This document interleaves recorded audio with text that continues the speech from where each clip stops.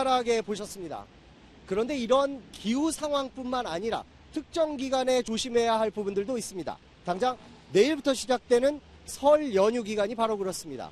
SBS 탐사보도팀은 지난 5년간 설 연휴 교통사고 빅데이터를 근거로 설 연휴 기간 동안에 언제 어디에서 사고가 많이 일어나는지 또 뭘 조심해야 할지를 분석해봤습니다. 이번 설 연휴 3,354만 명이 이동하고 이 가운데 80%가 승용차를 이용할 것으로 보입니다. 고속도로 교통량은 하루 평균 372만 대에 이를 전망입니다.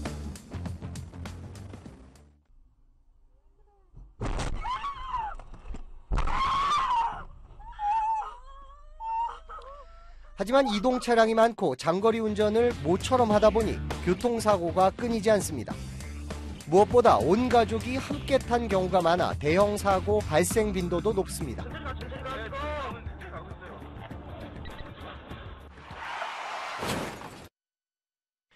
SBS 탐사보도팀은 정보공개 요청으로 확보한 경찰청 통계 가운데 최근 5년간 설 연휴 교통사고 데이터 만여 건의 특징을 분석해봤습니다. 그런데 평소 사고 다발 지역이 아닌 곳에서 설 연휴 기간 동안에만 유독 사고가 빈발하는 구간이 적지 않게 발견됐습니다. 평소에는 사고가 나지 않은 곳입니다만은 이곳이 명절 때는 왜 그럴까? 어떨 때는 한 반 잔다고 봐야 돼. 그냥 흔들흔들하고 가니까. 자기는 인식하지 못하지만 실제적으로 몸은 피곤한 경우가 있거든요. 온 가족을 태우고 오랜 시간 운전해야 하는 설 연휴. 평소와 달리 유독 설 연휴에 사고가 빈발하는 마의 구간은 어디이고 마의 시간은 언제인지 분석해봤습니다.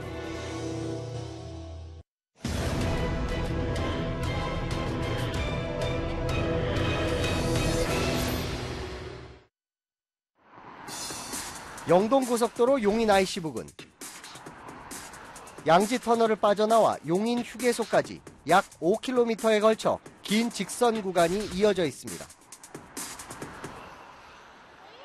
2차선으로 이루어진 터널 2개를 나와 차선이 4개로 넓어지면서 시야도 트이고 급커브가 없기 때문에 운전이 어려운 곳은 아닙니다.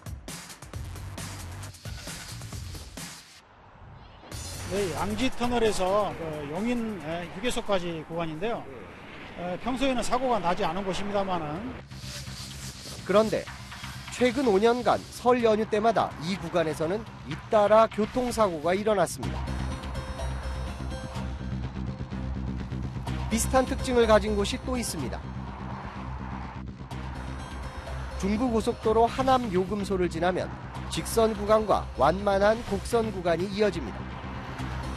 이곳 역시 평소엔 사고 다발 지역이 아니지만 유독 설 연휴 기간에 사고가 자주 났습니다. 평소의 안전지대가 설 연휴에만 위험지역으로 바뀐 이유가 뭘까? 이 구간들은 시야가 탁 트이고 급커브가 없기 때문에 운전이 그다지 어렵지 않습니다. 취재진은 장거리 운전에 익숙한 버스와 화물차 운전자에게 이런 직선 구간 운전에 대해 물어봤습니다. 계속 앞만 보고 가다 보면은 커브길 이런 데는 곡선길은 이렇게 신경을 많이 쓰는데 똑바른 직선길 이런 데는 가다 보면은 좀 긴장을 덜 하게 되죠. 그 속도 그대로 가다 보면 앞만 보고 가다 보면 졸음이 오는 경우가 있죠. 그런 데가 더 위험하죠. 똑바른 길은. 곡선 같은 데 아무래도 조금 신경 더 쓰이니까 좀 덜하고 그냥 직선거리 이런 데는 꼬불꼬불하게 길이 좀 좋을수록 아무래도 좀 더 하죠. 계속 앞 가면 차가 가는지 안 가는지도 모르니까 어떨 때 보면 한쪽으로 가고 막 그래요. 사탕이나 저 귤 그 시큼한 거 그거 졸릴 때 하나만 먹으면 번쩍 나거든요. 그래서 준비하고 다니고 그러니까 지금 여기 있습니다. 급커브 지역보다 장애물 없는 직선 구간을 갈 때 더 위험하다는 이야기인데 실제로 그런지 표준과학연구원에서 실험을 통해 확인해봤습니다. 실험자에게 뇌파와 심전도, 피부 온도 등을 재는 장비를 착용시킨 뒤 시뮬레이션 장비를 이용해 직선 구간과 곡선 구간이 반복해서 나타나는 고속도로를 1시간가량 달리게 했습니다. 예를 들어서 뇌파라든지 심전도라든지 근육의 피로라든지 뭐 이런 것들을 이용을 해서 그 운전자의 피로를 측정하고 있는 겁니다. 뇌파는 크게 알파파와 베타파, 세타파와 델타파로 나뉘는데 이 중 완전한 수면 상태에서는 델타파, 졸음이 올 때는 세타파 비중이 늘어납니다. 실험 결과 곡선 구간보다 직선 구간에서 세타파가 17% 더 높아졌습니다. 특히 운전을 오래 할수록 이 격차는 더욱 커졌는데 장시간 운전을 하게 한 뒤 비교해봤더니 직선 구간을 운전할 때의 세타파 비중이 곡선 구간을 달릴 때보다 23% 더 많았습니다.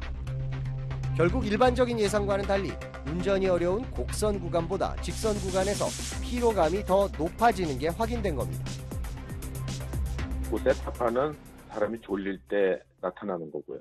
1시간 정도 운전을 했을 때 긴장감이 떨어지고 베타는 줄어들고 그리고 긴장감이 떨어지면서 약간의 졸음이 오기 때문에 세타파가 증가를 하게 되는 것입니다. 이 때문에 버스나 화물차 운전자들은 1시간 반에서 2시간 간격으로 휴식을 취하고 직선 구간에선 더욱 주의를 기울입니다.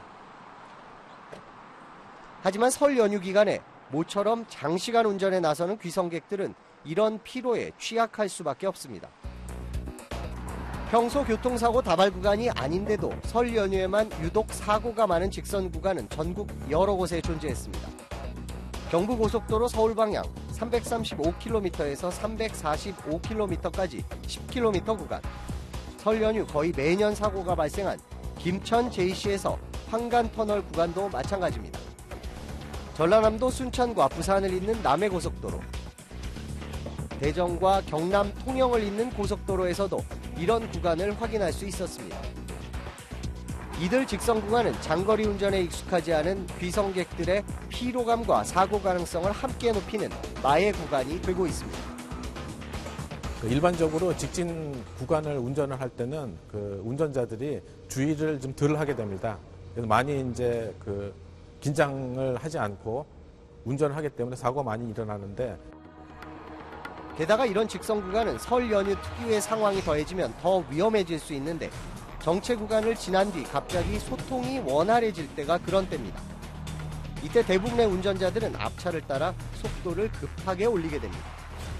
정체가 되다가 갑자기 또 뚫리면 보상 심리가 좀 발동을 하니까 아무래도 좀 속도를 내게 되고요. 그런 약간 불안정한 상황이 조금 이제 발생될 수 있는 거죠. 약간 운전하면서 지정체 때문에 지쳤던 운전자가 집중력이 좀 떨어지는 상황에서 이제 추돌 사고나 이런 걸 좀 할 경우가 많죠. 긴 직선 구간 뒤 휴게소나 나들목이 있을 경우에는 대형 사고 위험이 크게 높아집니다. 이른바 위빙 현상 때문입니다. 위빙 현상이란 나들목이나 휴게소 출입 때문에 한쪽 차선에 긴 정체가 생기면 정체 차선으로 끼어드는 차량과 중앙 차로로 나오려는 차량들이 엉키는 걸 말합니다.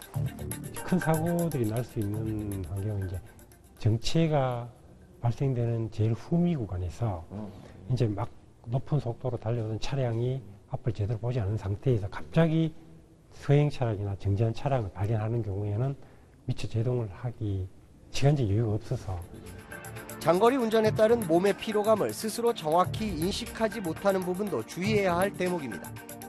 굉장히 많이 피곤을 해서 몸 자체가 어디가 쑤신다든지 아프다든지 뭐 이런 것들이 느끼기 전에 제일 먼저 자기는 인식하지 못하지만 실제적으로 몸은 피곤한 경우가 있거든요. 운전자 스스로 쌓인 피로감을 인식하지 못할 땐 동승자들이 챙겨야 합니다. 그럴 때는 어디에서 제일 먼저 나타나냐면 눈에서 나타납니다. 자기도 모르게 눈꺼풀이 약간 무거워지고 눈을 훨씬 더 많이 깜빡이게 되는 게 바로 피로가 나타나는 징조라고 보면 됩니다. 눈꺼풀이 잠깐 하는 1초, 0.5초 이 사이에 굉장히 대형 사고가 나올 수 있는 거거든요.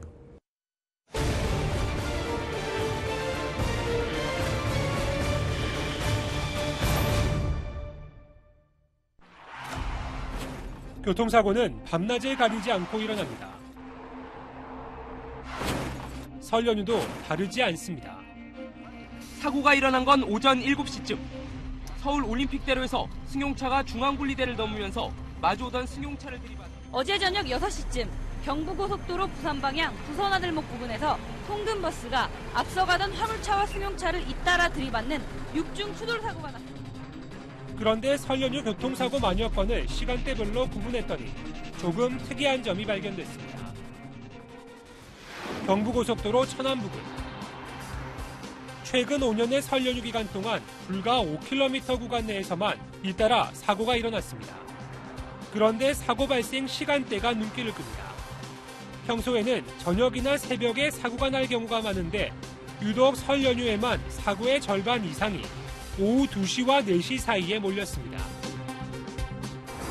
특별히 이 구간에서는 평소에 사고가 발생하지 않고 있습니다. 이것뿐 아니라 설 연휴 기간 동안 발생한 전체 교통사고도 비슷한 경향을 보였습니다.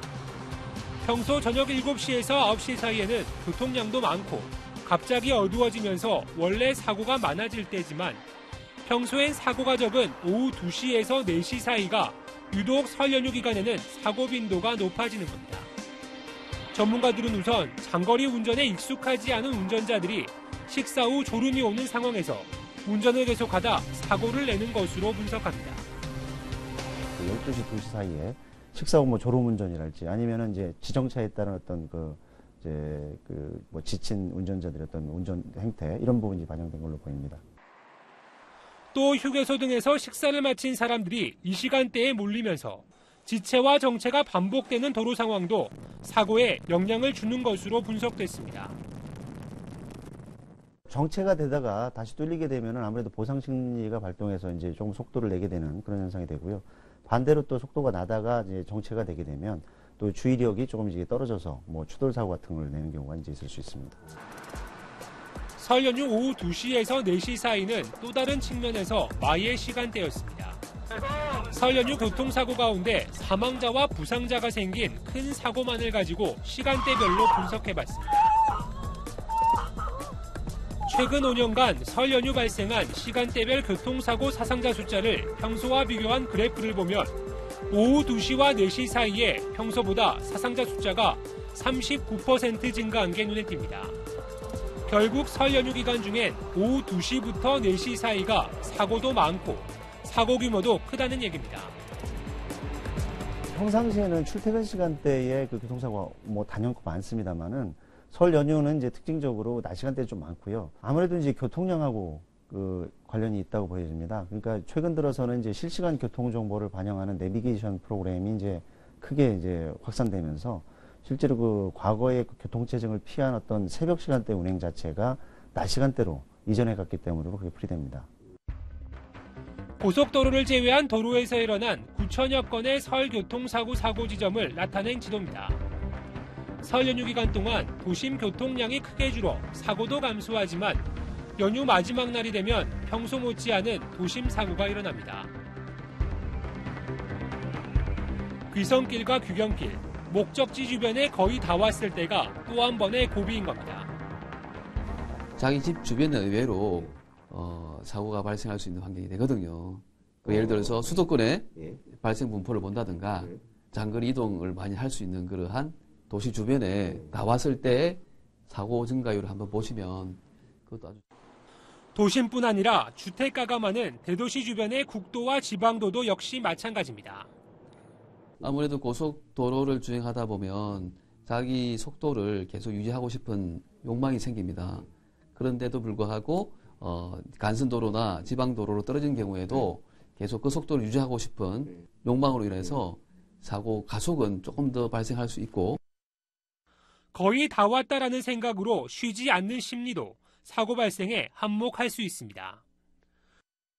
피로도가 겹친 상태에서 휴식을 취하지 않는 상황으로 인한 그런 집중력이 떨어지기 때문에 사고는 발생할 개연성이 높다고.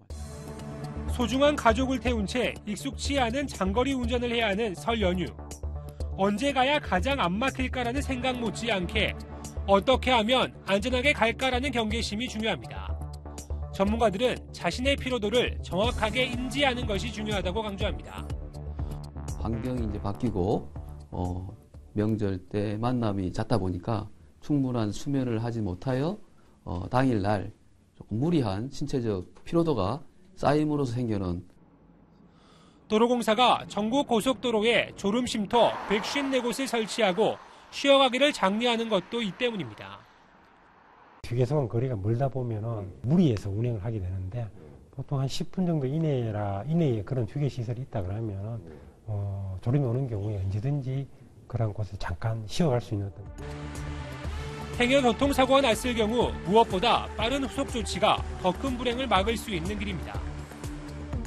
고속도로 운행 중에 사고나 고장이 발생되는 경우에는 당황하지 마시고 비상등을 켜고 차량을 갓길로 이제 신속하게 이동하는 게 안전삼각대나 불꽃 신호기를 설치하시고 탑승자 모두가 이제 가드를 밖으로 안전하게 대피하신 이후에 한국도로공사 콜센터 1588-2504로 연락을 주시면 저희가 신속하게 출동해서 도움을 드리도록 하겠습니다.